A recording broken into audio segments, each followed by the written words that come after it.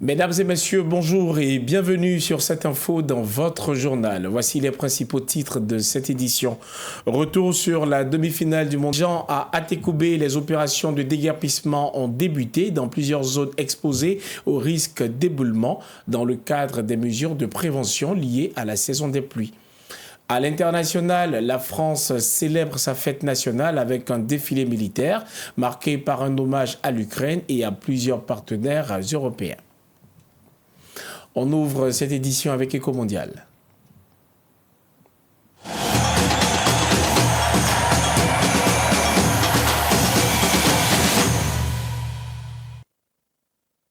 Et pour parler de cette compétition du Mondial 2026, avec beaucoup de plaisir que nous recevons Mesmer Yao sur ce plateau. Bonjour Mesmer. Bonjour Daniel Koyo. Demi-finale entre l'Espagne et la France. Les Bleus s'abaissent face aux Espagnols. Effectivement, d'aucuns diront que le football n'est pas une science exacte. Et pourtant, la Rora l'a démontré hier déjà dans cette demi-finale en 39 confrontations. Évident pour vous. Oui, c'était évident parce que je voyais venir et même j'avais déjà pronostiqué donc la victoire de l'Espagne dans cette rencontre. Alors aujourd'hui justement l'Espagne part en finale pour rencontrer soit l'Argentine soit l'Angleterre parce que c'est le programme de la journée. Et c'est effectivement la deuxième demi-finale va opposer donc l'Argentine à l'Angleterre. Ça sera du côté donc d'Atlanta. Il faut dire que ces deux formations déjà se connaissent, se sont rencontrées 14 fois et 6 victoires donc pour l'Angleterre et contre 3 pour l'Argentine et 5 matchs nuls.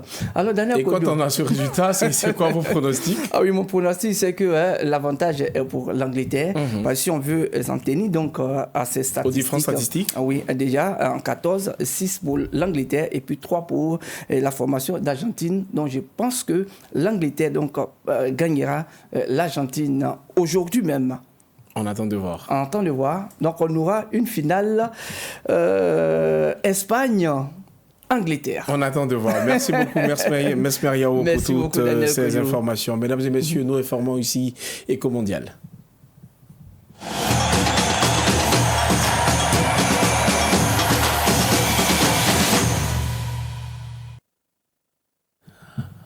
Nous poursuivons cette édition avec les préparatifs de la célébration de l'indépendance de la Côte d'Ivoire.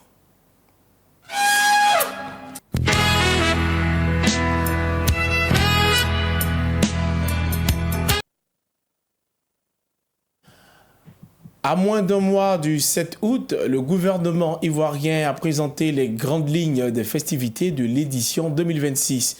Placée sous le thème « Forces de défense et de sécurité au service de la paix, de l'unité et du développement », cette célébration entend mettre à l'honneur l'engagement des FDS dans la préservation de la stabilité et l'accompagnement du développement national. Les précisions de Lucien Aoussi, commentées par Carmel Yao.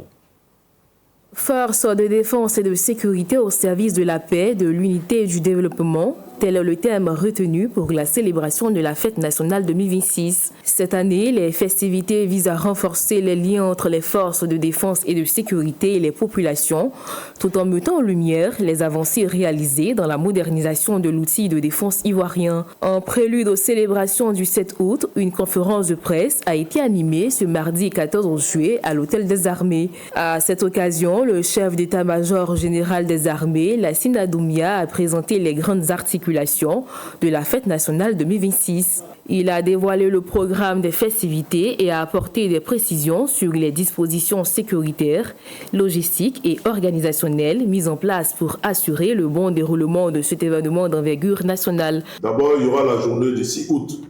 La journée du 6 août, à partir de 15h au stade de la BAE, il y aura la finale du tournoi des forces de défense et de sécurité doté du trophée du président de la République, chef suprême des armées. À partir de 18h, ce sera la marche au flambeau, toujours dans la commune de Yopougon.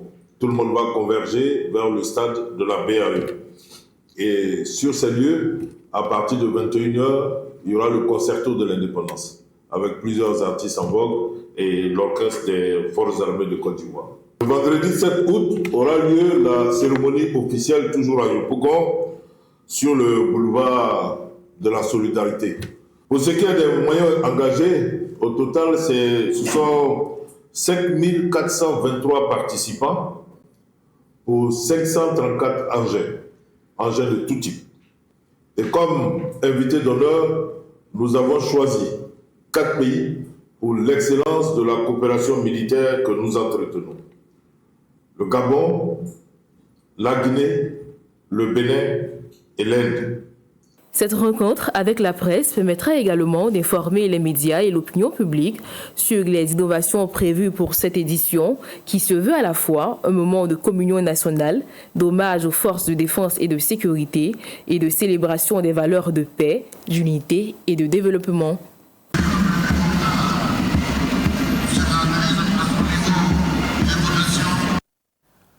Au cours de cette rencontre, une question est revenue avec insistance.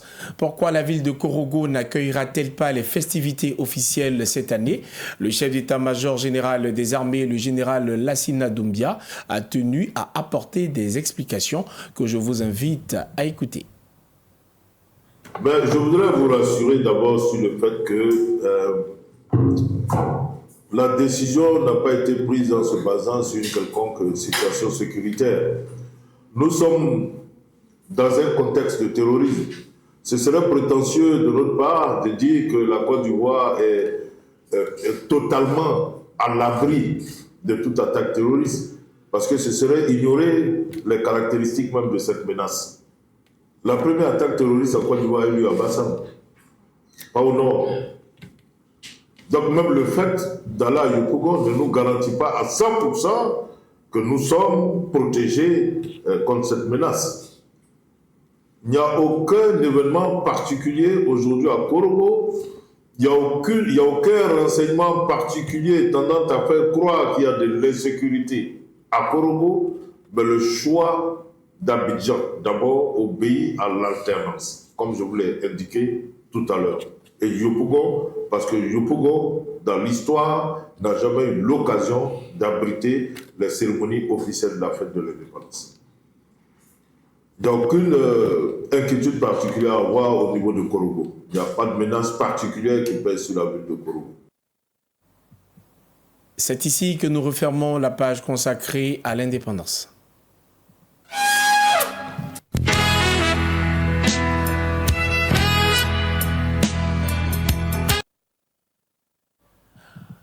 Après avoir parlé d'indépendance, restons quand même sur les actions des pouvoirs publics, mais cette fois sur le terrain de la prévention. Face aux conséquences de la saison des pluies, les autorités multiplient les mesures pour protéger les populations vivant dans les secteurs les plus vulnérables. À Atekoubé, par exemple, les opérations de déguerpissement ont effectivement commencé dans plusieurs zones à risque afin de prévenir de nouveaux drames liés aux éboulements. Le reportage est de Zénab Goumbri, il est commenté par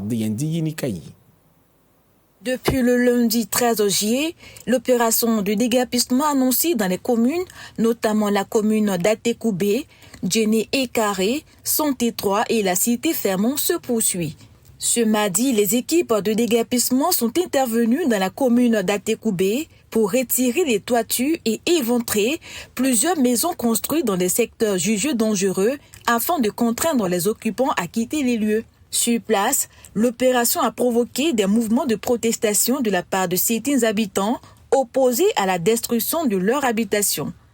Pour les autorités communales, cette mesure est avant tout préventive.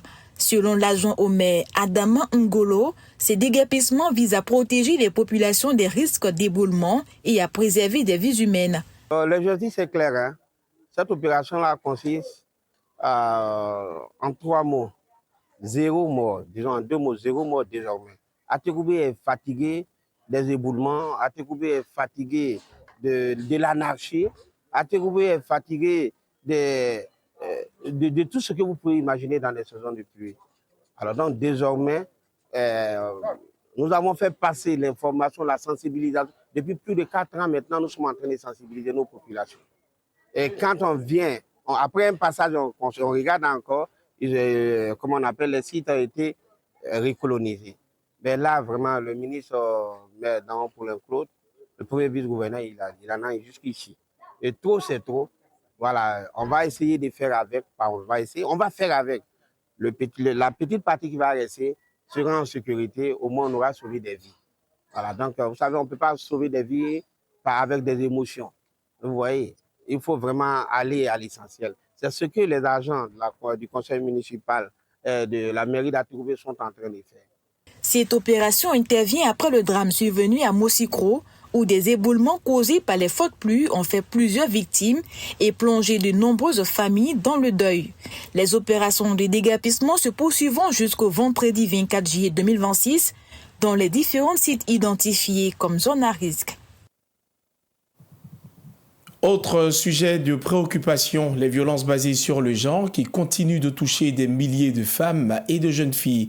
Pour briser le silence qui entoure ces violences, l'ONG Wildaf Côte d'Ivoire a présenté hier mardi à Abidjan un recueil des témoignages des survivantes, des récits poignants qui rappellent l'urgence de renforcer la prévention, la protection et l'accompagnement des victimes. Fanny Karidja nous commente cet élément de Drissa Diani. J'ai dit à mon Dieu, j'ai flanchi les genoux, j'ai dit à Dieu que si c'est à cause de cette mariage-là, tu vas m'envoyer en enfer. Je suis prête à partir. Dieu, si c'est à cause de ce mariage, tu veux m'envoyer en enfer, alors fais-le.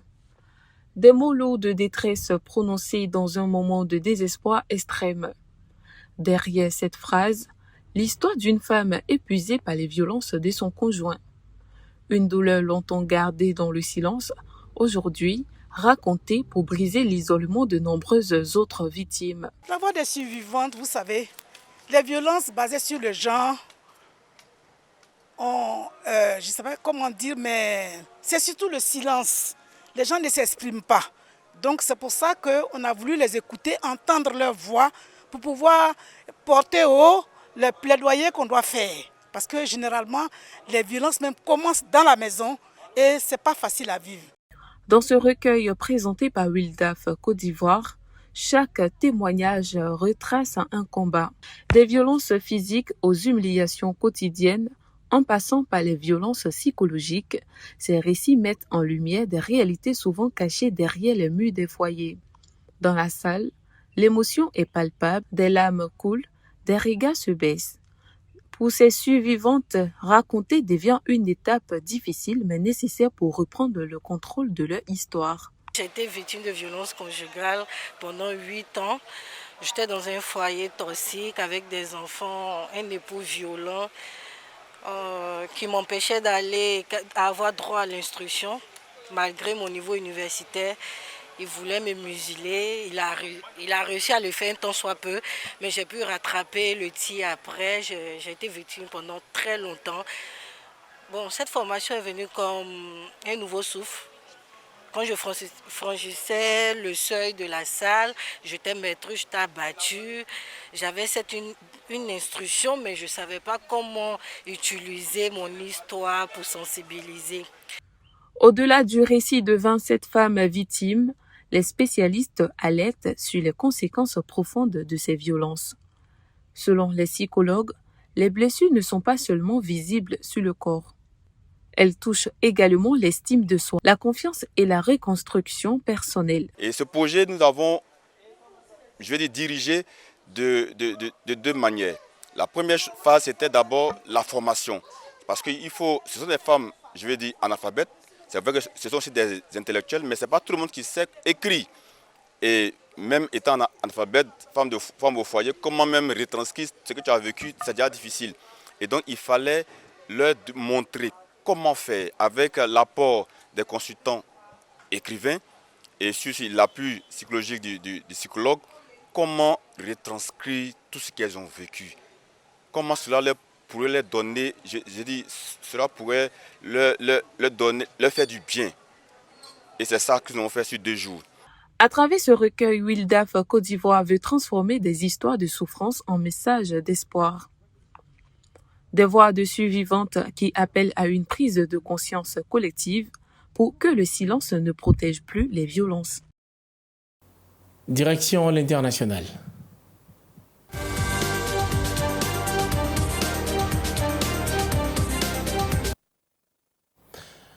En République démocratique du Congo, l'Organisation mondiale de la santé se montre préoccupée par l'évolution de l'épidémie d'Ebola.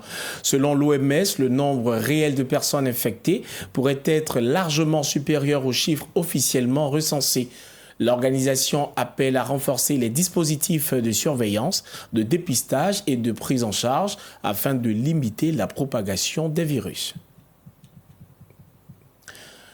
Prenons la direction à présent de la France. Comme chaque 14 juillet, les Champs-Élysées ont accueilli le traditionnel défilé militaire devant des milliers de spectateurs. L'édition 2026 a notamment rendu hommage à l'Ukraine ainsi qu'à plusieurs partenaires européens. Si le spectacle a été salué par le public, les nouvelles conditions d'accès avec un QR code obligatoire ont également suscité quelques réactions. Écoutons quelques témoignages. Oh ben c'est formidable, oui.